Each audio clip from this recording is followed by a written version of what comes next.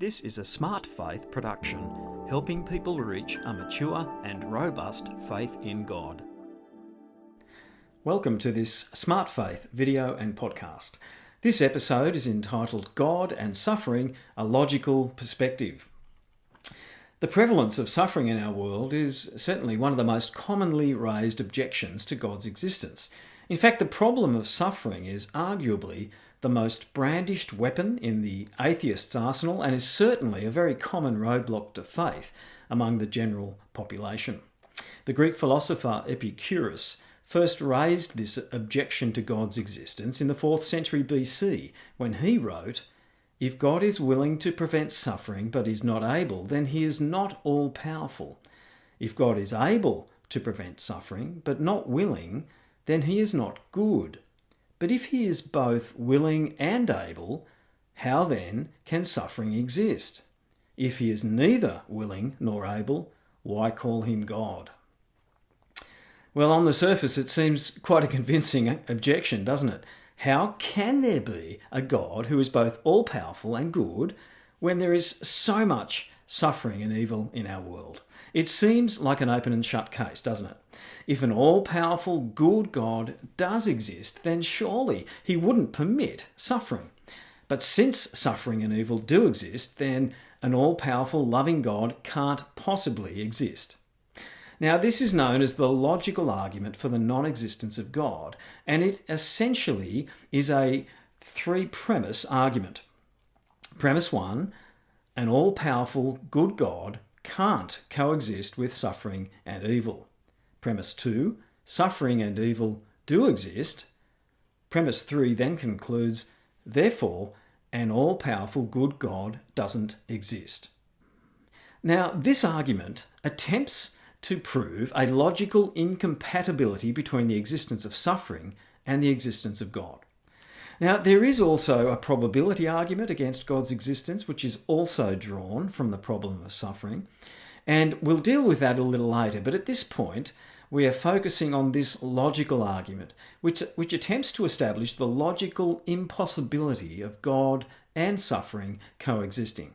So what can we say about this? Well, premise 3, that an all-powerful good God does not exist, is logically valid only if the preceding two premises are true. It is totally dependent on the first two premises. So working backwards from premise 3, premise 2 is clearly true. Suffering and evil do exist. This is an indisputable observable fact. So the argument hinges, therefore, on premise 1, the proposition that an all-powerful good God can't coexist with suffering and evil. But this is where the argument completely breaks down, because from a purely philosophical and logical perspective, there is no intrinsic contradiction between the existence of suffering and evil on the one hand and the existence of an all-powerful good God on the other. In order to prove such an implicit contradiction, the skeptic would somehow have to prove that a supposed God could have no justifiable reasons for allowing suffering in his world in order to achieve some higher purpose. And the moment we concede that there is even the slightest chance that such a justifiable reason may exist, then premise 1 completely disintegrates. In other words, we can't claim that the existence of suffering and evil necessarily preclude the existence of God, because we can't completely rule out the possibility that there may be justifiable reasons why a good and powerful God allows suffering to take place. In fact, as we will explore shortly, there may be many possible reasons why a good and all-powerful God may permit the existence of suffering in his world. So, premise 1 sets up a false dichotomy that just can't be sustained. The presence of suffering in our world does not logically exclude God's possible existence. At most, it might cause a person to question God's character, but certainly not his existence. For instance, you might look at all the bad things that happen in our world and conclude that you don't like God very much. You don't like the way he manages our world. That's not an entirely illogical position to hold. The presence of suffering might cause you to impugn God's character. But it is a step beyond logic to claim that it proves God's non-existence. Let me propose a simple analogy. You might become aware that your local high school is regularly suspending and even expelling students and enacting disciplinary measures that on the surface seem quite harsh. Based on this evidence, you might conclude that the principal of the school and the board of management are harsh, unreasonable people. You might decide that you don't like them very much. Now, that kind of conclusion is not entirely illogical, even though further examination of the details might show it to be an uninformed and inaccurate viewpoint. But to conclude that the principal and school board simply don't exist because no leadership team could possibly allow such harsh discipline to take place, well, that would be an illogical conclusion. There are simply too many possible scenarios which could explain the coexistence of the leadership team and these ongoing expulsions. So the unpalatable actions of the school and the resulting suffering of the students and their families can only logically speak to the character of the school's leadership, not to their existence or non-existence in any conclusive way. Now, I realise that this is not a perfect analogy, but it does simply illustrate the danger of proposing dichotomies that are not logical. In the same way, the existence of suffering in our world does not logically preclude God's existence. So, the presence of suffering in our world as a prima facie argument against God's existence fails. And it fails because it's based upon an opening premise that does not stand up to scrutiny. Most atheistic philosophers actually concede this point. For example, atheist philosopher William L. Rowe writes, "Some philosophers have contended that the existence of evil is logically inconsistent with the existence of a theistic God. No one, I think, has succeeded in establishing such an extravagant claim." So, having exposed the failure of this attempted logical argument against God's existence, it is still possible that God may not exist. While the presence of suffering doesn't prove God's non-existence conclusively, it may still indicate his non-existence on the balance of probability. Now, this is what is known as the probability argument. Skeptics argue that given the prevalence of suffering in our world, it is more probable or more likely that God doesn't exist than that he does. Now, this is a better argument because it's not intrinsically logically inconsistent. And it has to be conceded that God's possible non-existence may be one of several possible explanations for suffering. But I do want to point out that it's not the only possible explanation. You see, from a purely logical perspective, if we consider the prevalence of suffering in our world, there are 4 possible explanations. And some of these relate back to the statement made by Epicurus in the 4th century BC. Here are the 4 possible explanations. Number 1, God is good but not all-powerful. Number 2, God is all-powerful but not good. Number 3, God does not exist. And number 4, God has justifiable, transcendent purposes in allowing suffering. Let's examine each of these 4 possibilities. Firstly, God is good but not all-powerful. This is the idea that God is unable to stop the suffering in our world. It proposes that God's power is insufficient to rein in the suffering that is so prevalent, even though he would like to do so. Now, according to this view, God is essentially impotent. He is not all-powerful. Now, this is the easiest of the 4 possible explanations to dismiss because it is in fact a self-defeating argument. If God is not all-powerful, then he's not God. Because God, by all logical and sensible definitions, is an all-powerful transcendent being. Claiming that God is good but not all-powerful is akin to saying that God is good but not God. It's nonsensical. So we can dismiss this first possibility. The second possibility is that God is all-powerful but not good. Now, there is nothing self-defeating or illogical about this proposition. It's not lexically or semantically self-contradictory, because the quality of goodness is not essential to a fundamental definition of God. So, on the surface, this is not an illogical proposition to make, and it does require more serious consideration.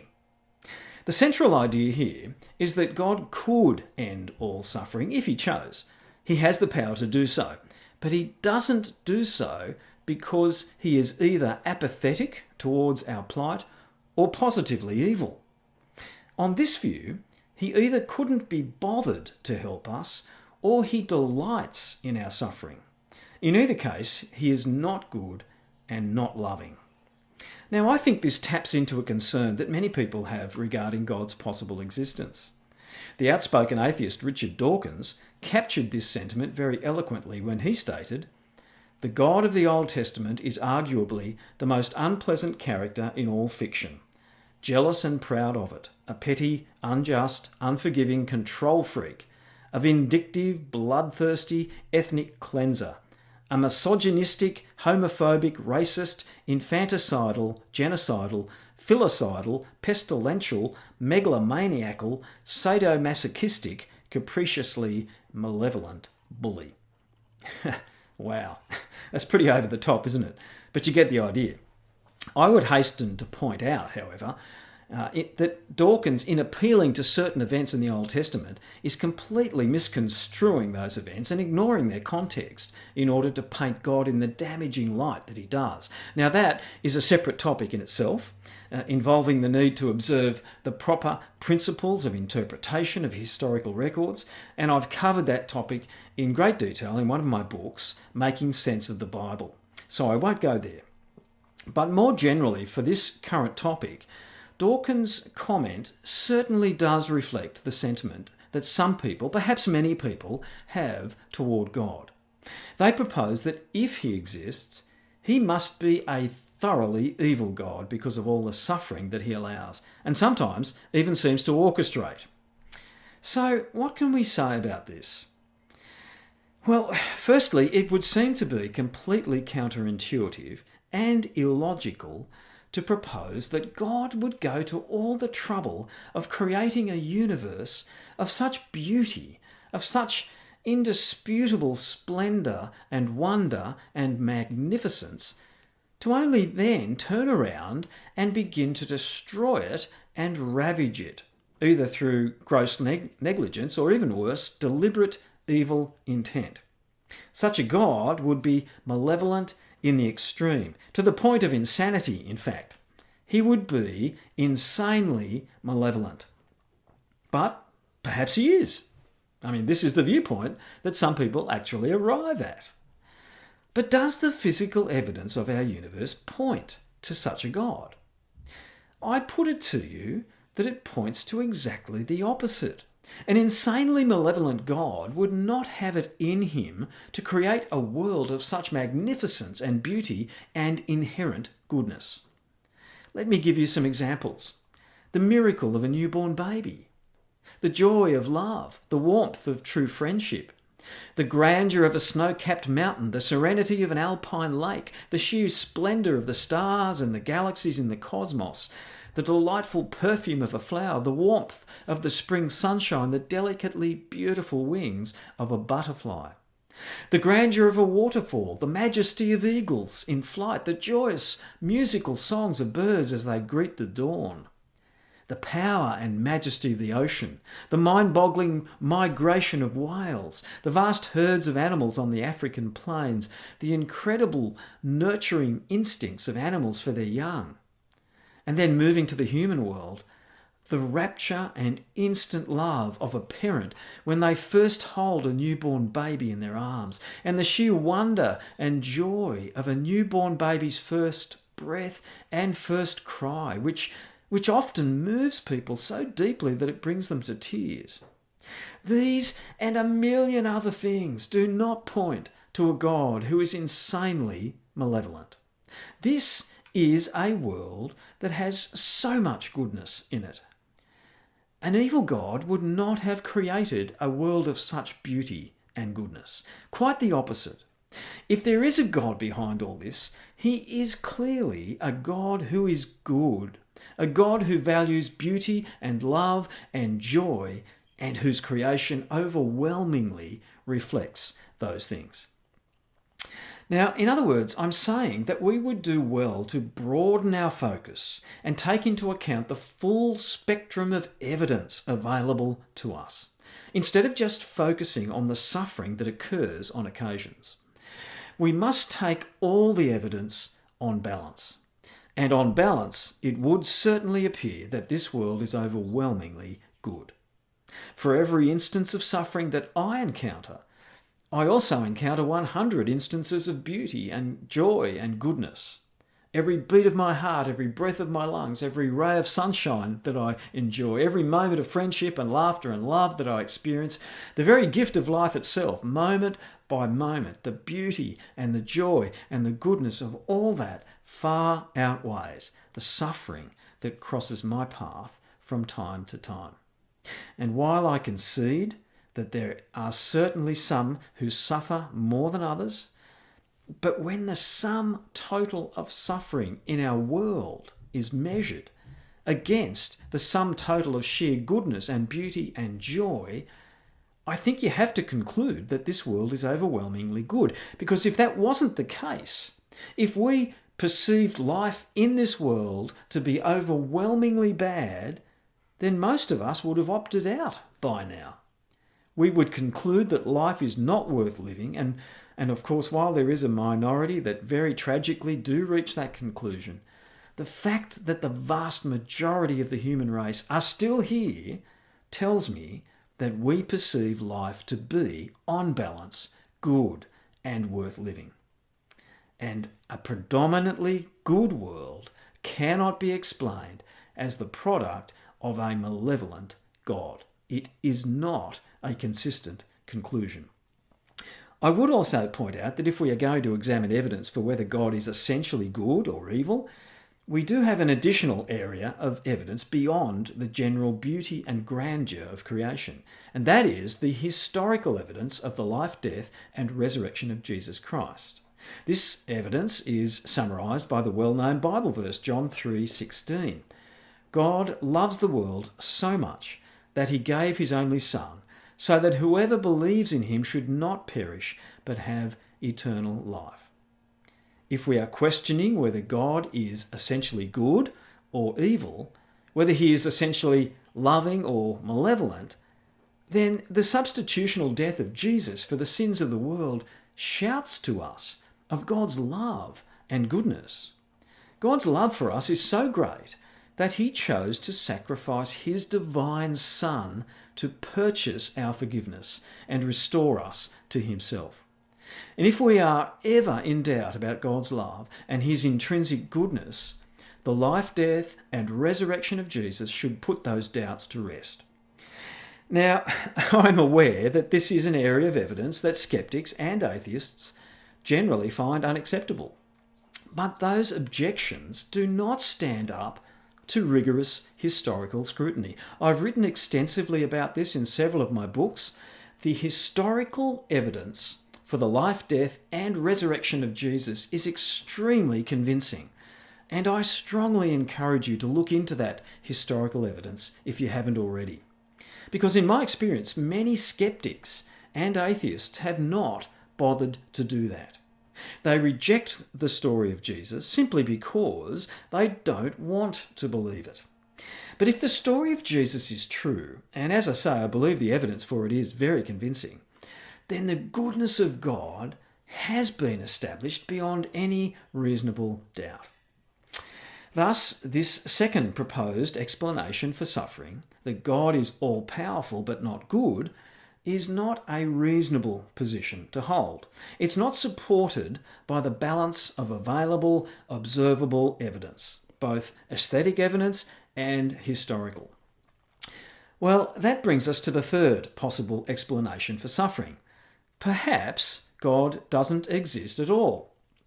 Perhaps there is no God watching over us and protecting us, and that's why there is so much suffering in the world. Now, just to be clear, I've already explained that the presence of suffering in our world doesn't prove God's non-existence, and those who claim that it does are in fact making an illogical leap in their reasoning. The appeal to suffering as a logically conclusive argument against God's existence just doesn't work. The argument fails. But we now come to the probability argument, which says that given all the suffering in the world, it is more probable that God doesn't exist than that he does. Now, my response to this position is to once again point you towards the balance of observable evidence, just as I did regarding the question of God being either good or evil. In this case, if the only evidence we look at is the prevalence of suffering in our world, then it's understandable that a person might conclude that God probably doesn't exist. But if, on the other hand, we broaden our inquiry to take into account all the available evidence, I believe the balance of that evidence is overwhelmingly supportive of God's existence. Let me firstly explain the general principle of the need to consider all the evidence on balance, and then I'll give some specific examples of that wider body of evidence. But firstly, the principle. Imagine you are part of a jury in a courtroom. The prosecution presents a single piece of evidence, a fingerprint found at the scene of the crime that matches the fingerprint of the defendant. If this were the only evidence that was considered, you might conclude that the defendant is guilty.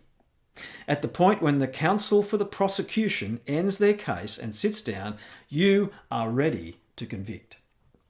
But then the counsel for the defence stands up and presents a whole lot of other evidence. And in that evidence you discover the defendant has a strong alibi, confirmed by multiple witnesses. There are other fingerprints at the scene belonging to several other people. It's also revealed that the defendant had a legitimate reason to be at that location earlier in the week. And finally, surveillance footage shows someone else entering and leaving the scene at the time the crime was committed. When considered in isolation, that fingerprint might seem damning. You were ready to convict based on the fingerprint. But taking the full body of evidence into account reveals a much clearer picture. That entire body of evidence, on balance, shows that the defendant is almost certainly innocent. When it comes to the question of God's existence, the presence of suffering in our world might appear, on the surface, to be a damning fingerprint left at the scene of the crime. And this one piece of evidence is commonly used to either prove God's guilt in the sense that he must be evil, or his guilt in the sense that he doesn't exist, which is, of course, the issue we're looking at now. But if we are to make a reasonable judgment here, we really must take into account the full range of available evidence, rather than merely focusing on one single piece of evidence. Now, let me very briefly, and I stress very, highlight some of that other evidence. I'm only going to briefly list this evidence here because I've written and spoken about each of these in great detail elsewhere. But here I simply want to give you an overview of the weight of evidence across various disciplines that points to God's existence. Firstly, there is cosmology.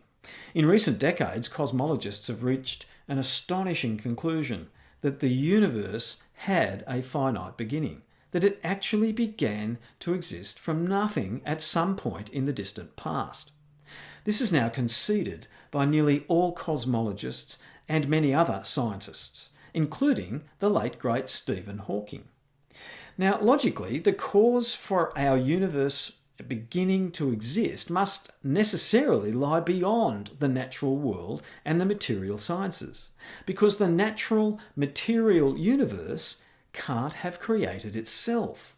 And science, still to this very day, has no coherent, evidential theory as to how an entire universe could come into existence by itself out of nothing. Then there's the whole area of evidence known as teleology. Teleology involves understanding the purpose and obvious intelligent design of things. And in this case, we're talking about the observable universe. And this kind of evidence is found in a variety of scientific disciplines. For example, the science of genetics reveals the impossibility of random genetic mutations creating the vast amounts of complex new genetic information that would be necessary for the development of new physical structures for species. In other words, the supposed evolution of species via gradual, random, incremental genetic mutation is now understood to be genetically impossible. Genetic mutations always degrade the genome, they never improve it. They cause the loss of information, not the addition of new, complex information. So some kind of intelligent, creative, metaphysical force or being is strongly implied by the genetic complexity and differentiation of species. Chemistry and microbiology now reveal the impossibility of random chemical combinations creating DNA itself in the beginning. The hugely complex biological operating system that is at the heart of every cell of every organism and is essential for life is DNA.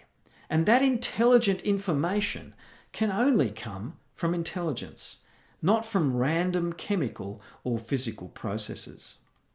Chemistry and microbiology also reveal the impossibility of abiogenesis, of non-living matter giving rise to biological life in the first place. The statistical improbability of even the simplest amino acid or protein, the very basic building blocks of biological life, forming by random chemical processes, is so infinitesimally small as to be completely impossible unless an intelligent, all-powerful creative force or being intervened. The sciences of physics, astrophysics, cosmology, and geology now also reveal the incredible fine-tuning of the universal constants. These are forces and values that govern the operation of our physical universe. And this fine-tuning of the fundamental forces of our universe involves forces that are so astronomically and interdependently precise that it is a statistical and logical impossibility that all these interdependent constants could have arrived at their precise values by chance processes alone. Clearly, an intelligent, guiding, creative force was at work in establishing these incredibly fine-tuned operational parameters of our universe. The physical sciences, such as chemistry and biology, are also completely unable to explain the existence of human consciousness and cognition, which transcend the mere firing of electrical impulses across the synapses of our brains. It's becoming increasingly obvious that consciousness involves a metaphysical component, something that transcends the material body, that lies beyond the physical operations of flesh and bone and blood and atoms and chemicals. Consciousness and cognition point very powerfully toward a metaphysical, supernatural cause. Turning to philosophy, the presence of a universal moral conscience within humanity also cannot be explained by mere material processes or evolutionary necessity.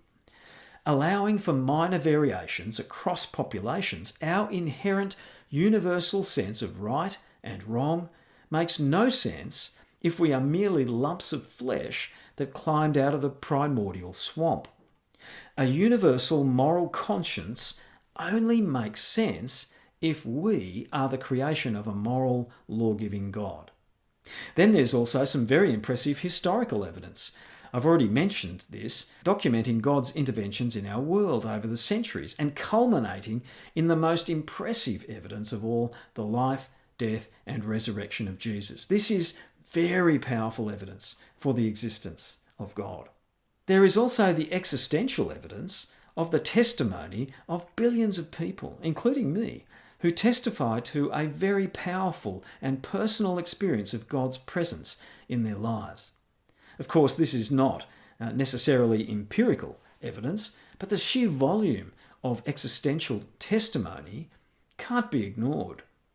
And apart from this wide body of scientific, historical, philosophical and existential evidence, there's also the aesthetic evidence that I've previously referred to, the inherent beauty and grandeur of the universe, and the existential experience of love and joy and peace and fulfillment and friendship and laughter that we all enjoy, none of which makes any sense unless there is a God.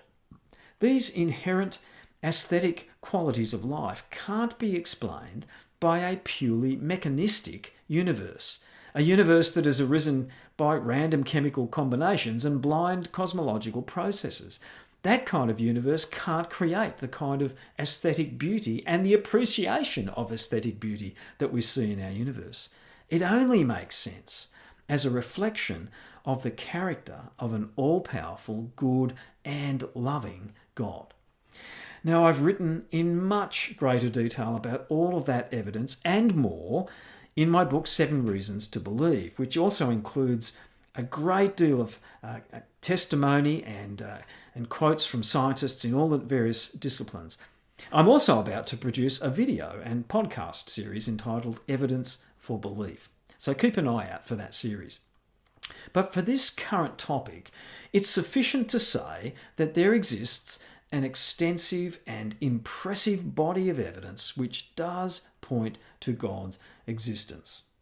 And when all that evidence is taken into account, on balance, the existence of God is highly probable. In fact, I would say it is close to conclusive.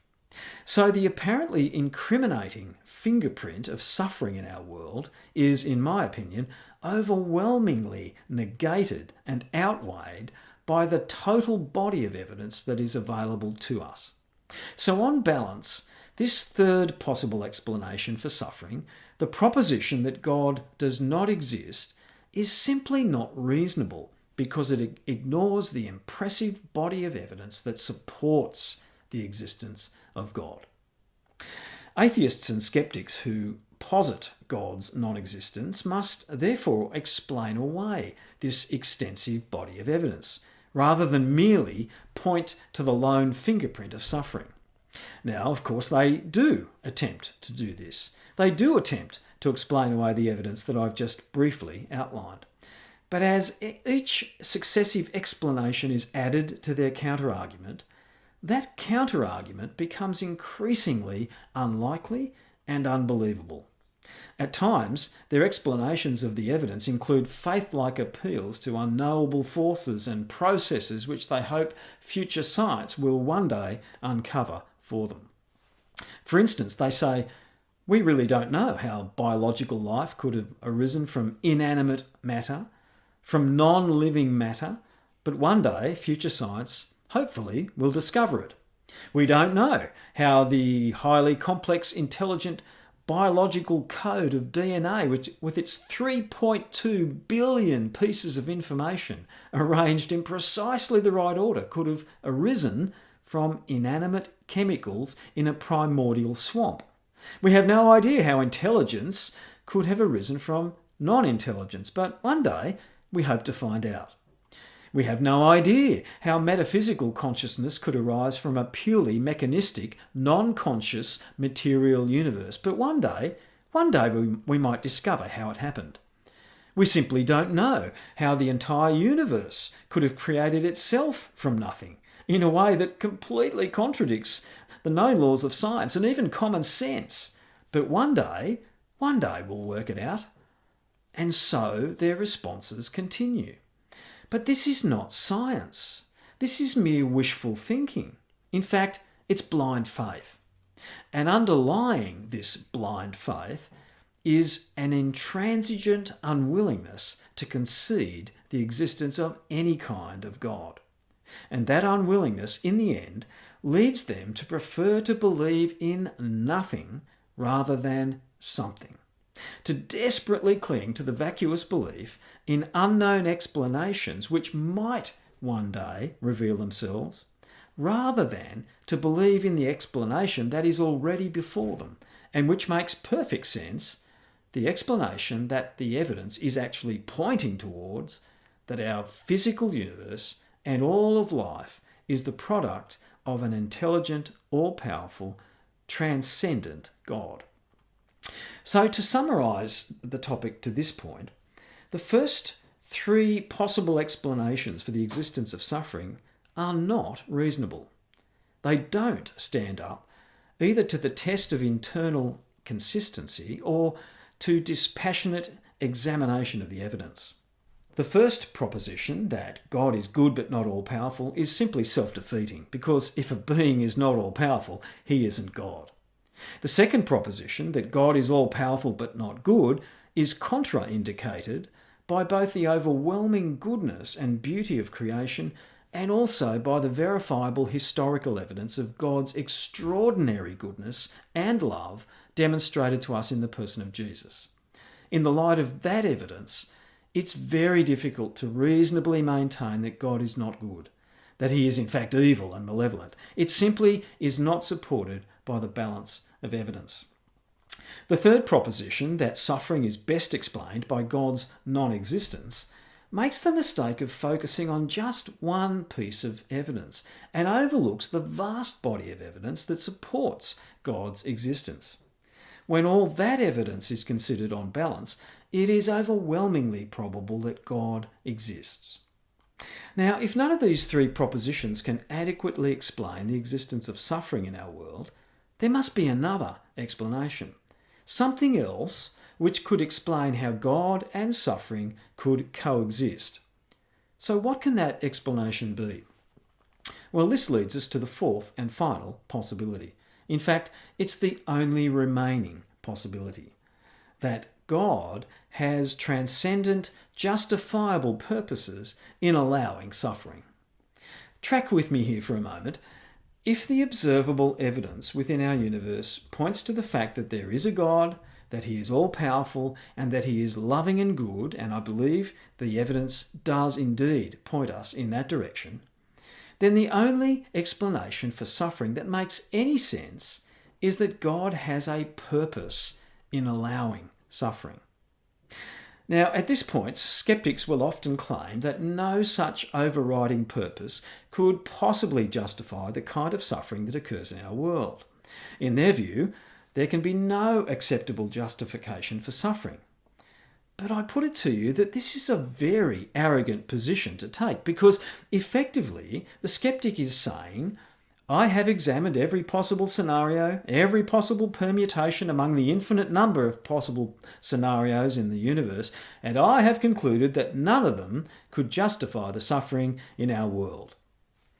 Well, skeptics who hold this position are effectively claiming omniscience here, claiming to have perfect understanding of all possible transcendent justifications for suffering. And in their great wisdom, they've ruled them all to be inadequate. This viewpoint really does smack of hubris, doesn't it? Because if an all-powerful transcendent creator does exist, wouldn't it be naive in the extreme to presume that his purposes and thought processes would be completely discernible and understandable to limited creatures such as ourselves? In fact, I put it to you that any God who is capable of creating all the matter in the universe from nothing, who is capable of bringing into existence from nothing billions of galaxies with quadrillions of stars across an expanse of untold billions of light years, such a God would be so incomprehensibly superior to us that our feeble brains would be incapable of apprehending all but the vaguest notions of his nature and his purposes. In fact, we have less chance of completely understanding the mind and purposes of a transcendent, eternal God than an ant has of understanding astrophysics. The possibility, therefore, of inscrutable higher purposes undergirding the existence of suffering is almost certain. And those who claim that God cannot possibly have valid reasons for permitting suffering fail to appreciate our laughably inadequate ability as limited temporal beings to understand the higher purposes of an infinite, transcendent God. Now, having acknowledged our limitations, however, we are not left completely in the dark regarding God's possible reasons for allowing suffering in our world. The Bible gives us clues, and logic and philosophy also help us to fill in some gaps as well. Let me very briefly list some of those clues regarding the possible explanations for God allowing suffering in our world. Now, I've examined these in much greater detail in a separate video and podcast entitled Towards a Theology of Suffering, so you might want to check that out for more detail. Firstly, there's the logical necessity of suffering. The gift of free will brings with it the inevitability of suffering because it necessarily involves the possibility of misusing that free will to cause suffering. C.S. Lewis wrote, "Try to exclude the possibility of suffering which the order of nature and the existence of free wills involve, and you will find that you have excluded life itself." In other words, it's impossible to have meaningful life and meaningful existence without the existence of free will, and therefore without the possibility, and indeed inevitability, of suffering. Secondly, there is the ontological antecedent of suffering, or origin. The Bible provides an explanation for the origin of all suffering in the Genesis account of the rebellion of humanity against God. This account shows that a world of suffering was not the way God created the world in the beginning, but is a consequence of our rebellion against Him, resulting from the wrongful use of our free wills. A rebellion which then created a profound sickness at the very heart of creation itself. Thirdly, there is the remedial necessity of suffering. Now that suffering has become an intrinsic part of creation as a result of our rebellion, the Bible also indicates that suffering plays an ongoing remedial role in God's dealing with humanity, in both a general sense and a specific sense. In the general sense, suffering points mankind towards the important truth that all is not well with the world, that there is something wrong that needs to be fixed. It points to our estrangement from God and our need to be reconciled to Him. In God's mercy, suffering serves to draw our attention to the fact that something terrible has happened, that life is not the way it was meant to be, and that we need to do something about it before it gets even worse, before we are eternally separated from God. As well as the general area, there are specific moments of suffering which are often used by God to bring us to a halt personally and get our attention so that He can deal with things in our lives. In a strange way, God often uses suffering to break through people's complacency and self-sufficiency in order to draw them to Himself. As C.S. Lewis wrote, "God whispers to us in our pleasure, but shouts to us in our pain." Fourthly, there's the providential necessity of suffering. God uses suffering to work out His purposes in the world in a much broader sense as well. For example, a single instance of suffering could have ripple effects throughout history which God foresees and uses for His purposes. In my own experience, my mother's death when I was just 10 years old set in motion a chain of events that led to my conversion to Christianity many years later, and since then my ministry has in turn impacted the lives of thousands of people.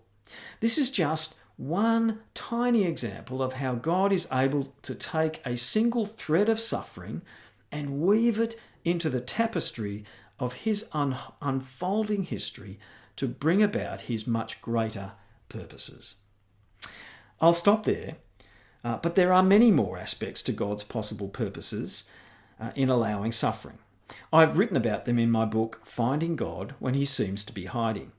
They include the eschatological necessity of suffering, the transcendent necessity of suffering, the context of God's unseen interventions, the context of eternity, the context of demonic activity, and even the context of chance, all of which offer reasonable explanations for the coexistence of both God and suffering. The point is that there are reasonable explanations for suffering, for both its origin and its ongoing role in the providential purposes of God. We are not left completely in the dark on this issue, even though our feeble minds might never fully comprehend these purposes this side of eternity. Before I wrap up this session, one final point is worth making. Sceptics will sometimes argue that if God is all-powerful and nothing is impossible for him, then surely he could have created a world where suffering did not occur. Well, this proposition is correct in one sense. God could have created a world without the possibility of suffering. It's true. But such a world would necessitate a robotically pre-programmed humanity, unable to make free choices, which in turn would render any notion of love meaningless. This is because the concept of love only has meaning if it is freely given as a choice of the will, rather than a product of pre-programmed spiritual coding. Additionally, the proposition that an omnipotent or all-powerful God can do anything is ultimately false. While it is true that with God all things are possible, that's a quote from Matthew 19:26, this does not include intrinsic logical impossibilities. So God can do anything except those things that are logically contradictory. For example, God cannot make a round square, nor can he create a rock that is too heavy for him to lift. This is just nonsense. Similarly, God cannot create human beings with free will while at the same time making it impossible for them to disobey him. That is a complete contradiction in terms. C.S. Lewis, in his book The Problem of Pain, explained this very thing when he wrote, "God's omnipotence means power to do all that is intrinsically possible, not to do the intrinsically impossible. You may attribute miracles to God, but not nonsense. This is no limit to his power.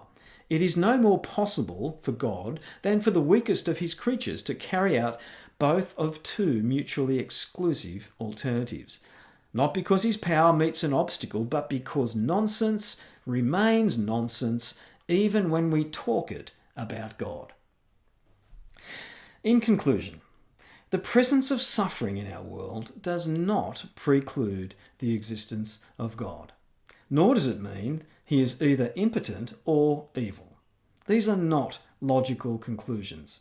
In fact, given all the evidence on balance, the most logical and reasonable explanation is that there is an all-powerful good God who created us and who has justifiable and transcendently necessary purposes in allowing suffering in his world. But as I conclude, I want to acknowledge that I have only dealt with this issue from a purely logical perspective, not an emotional one. Hence the title of this presentation, God and Suffering, a Logical Perspective. But I want to concede that the issue of suffering is a deeply emotional one for many people. It's one thing, isn't it, to analyse the topic rationally and logically, but it's quite another when suffering comes knocking profoundly and personally on your door. And on those occasions, the cry of grief and pain from the heart can overwhelm the logic of the mind. If you have suffered or are suffering deeply, you may not be particularly impressed by someone waffling on about logic and evidence and reasoning. In that case, can I point you toward God himself? Because the very one against whom you may feel like railing and ranting is the very one who loves you more than you can possibly imagine and longs to hold you in his arms and comfort you. God created you.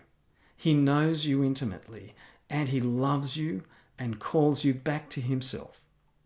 Jesus said, "Come to me, all who are weary and burdened, and I will give you rest." And God, speaking through the prophet Isaiah, said, "Do not fear, for I am with you. Do not be afraid, for I am your God. I will strengthen you. I will help you. I will hold on to you with my righteous right hand." And so I urge you, instead of turning away from God, like you probably feel like doing, do the very opposite. In the words of Peter in his first epistle in the Bible, "Cast your cares upon the Lord, for he cares for you." And if you do that, you might find that something extraordinary happens. That in the midst of your darkness and suffering, you might experience the light and love and comfort of God and be able to say, in the words of Psalm 23, "Even though I walk through the valley of the shadow of death, I will fear no evil, for you are with me." It's my hope and prayer that that will be true for you.